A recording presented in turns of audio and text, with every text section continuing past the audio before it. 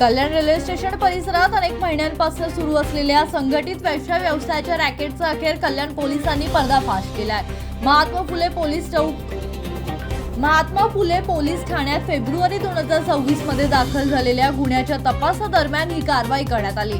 पोलिसांनी या रॅकेटमधील 8 आरोपींना अटक केली असून 20 पीडित महिलांची सुटका यावेळी करण्यात आली आहे। तपासात समोर आलेल्या माहितीनुसार मुंबईतील कामाठीपुरा, भिवंडी आणि इतर भागांमधून महिलांना कल्याणमध्ये आणलं जात होतं।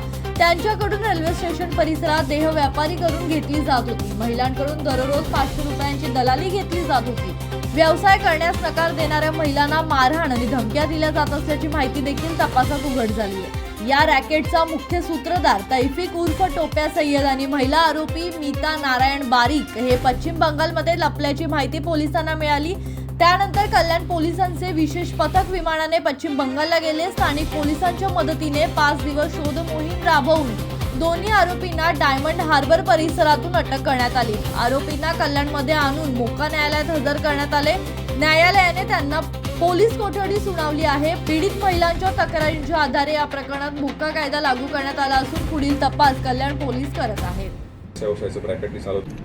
कल्याण रेल्वे स्टेशन परिसरामध्ये जे अनैतिक व्यवसायाचं ब्रॅकेटनी चालत होतं, त्या अनुषंगाने आपण यापूर्वी त्या सगळ्या टोळ्या याच्यावरती आरोपींच्यावरती मोक्कांतर्गत कारवाई केली होती आणि त्यामुळे यापूर्वी आपण 5 महिलांना त्यामध्ये अटक केलं होतं। आमचे कल्याणचे ACP अशोक हनुमान यांच्या टीमने त्याच्यामध्ये चांगली कारवाई करून ते सगळे रॅकेट चालवण्याचा टोळी प्रमुख जो होता, त्याच्या टोळी प्रमुख आणि त्याचे अन्य साथीदार यांना आपण पश्चिम बंगालमधून आपल्या टीमने मागच्या 1 आठवड्यापासून आपली टीम त्या ठिकाणी होती आणि ACP हनुमान यांच्या टीमने त्यामध्ये 24 परगणा पश्चिम बंगाल या ठिकाणाहून त्याचा मुख्य टोळीचा जो सूत्रधार आहे त्याच्यामध्ये त्याचं नाव आहे तौफिक उर्फ टोप्या हिमायत सय्यद। याच्यावरती यापूर्वीचे पिटाचे आणि इतर मिळून असे 8 गुन्हे दाखल आहेत त्याला, आणि त्याचबरोबर ह्या गुन्ह्यातील एक फरार आरोपी आहे मीता नारायण बारिक।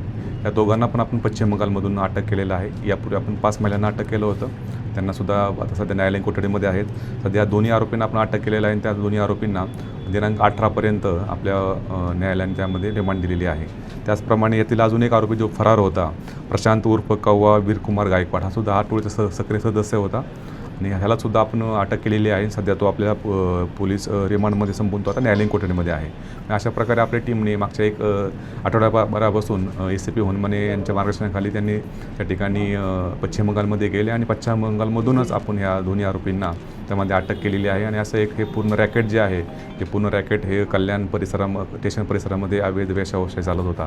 त्या अनुषंगाने एक मोठी कारवाई त्या ठिकाणी झालेली आहे। साधारणपणे ह्या ज्या महिला आहेत, आपण याच्यामध्ये सांगितलं की या महिला ज्या आहेत ह्या पूर्णपणे मुंबई आणि या परिसरातून या ठिकाणी हा व्यवसाय करण्याकरता हा जो आरोपी आहे, मुख्य आरोपी, याच्यामार्फत या ठिकाणी येत होता आणि ह्याच्याकडल्या 1-2 जे आरोपी आहेत त्याच्यामध्ये ग्राउंड लेवलला त्यांच्याकडून हे असे काम करून घेत होतं, असे पूर्णपणे हे आत्तापर्यंत तपासात निष्पन्न झालेलं आहे। त्यामुळे आपण 20 ज्या पीडित महिला आहेत त्या पहिल्या महिलांची आपण सुटका केलेली आहे आणि त्यांना आपण महिला सुधारगृहात सुद्धा पाठवलेलं आहे। आपली टीम जी आहे ती पश्चिम बंगालमध्ये मागच्या 1 आठवड्यापासून त्या ठिकाणी होती आणि अतिशय तो असा घनदाट परिसर आणि थोडासा त्या ठिकाणी आपले जे इन्फॉर्मेशन नेटवर्क आहे ते चांगल्या पद्धतीने वर्कआउट झाल्यामुळे आपल्याला ते आरोपी ज्या ठिकाणी आहेत त्या ठिकाणी आपल्याला मिळाले आणि स्थानिक पोलिसांची आपण त्या ठिकाणी मदत घेतली आणि त्या स्थानिक पोलिसांच्या मदतीने आपल्याला हे सगळे आरोपी पकडण्यामध्ये यश आलेलं आहे। ह्याच्यामध्ये सगळे जे आरोपी जे आहेत, आता मुख्य आरोपीवरती मी सांगितल्याप्रमाणे त्यांच्यावरती यापूर्वीचे पिटाचे पण 3 गुन्हे दाखल आहेत आणि इतरही रॉबरीचे आणि इतर प्रकारचे गुन्हे दाखल आहेत। ते असे 8 गुन्हे टोटल या मुख्य आरोपी दाखल आहेत आणि बाकी सगळ्यांच्या आरोपीवरती यापूर्वीचे पिटाचे गुन्हे दाखल आहेत। साधारणपणे हे जे रॅकेट जे आहे ते मुंबई परिसरातून आपल्याकडे महिलांना या ठिकाणी ह्या एजंटमार्फत आणलं जातं आणि या टोळीच्या माध्यमातून त्यांना या ठिकाणी असा व्यवसाय करण्याबाबत भाग पडलं जातं, असं आत्तापर्यंत तपासात निष्पन्न झालेलं आहे। राहुल कांबळे, जनशक्ती, कल्याण।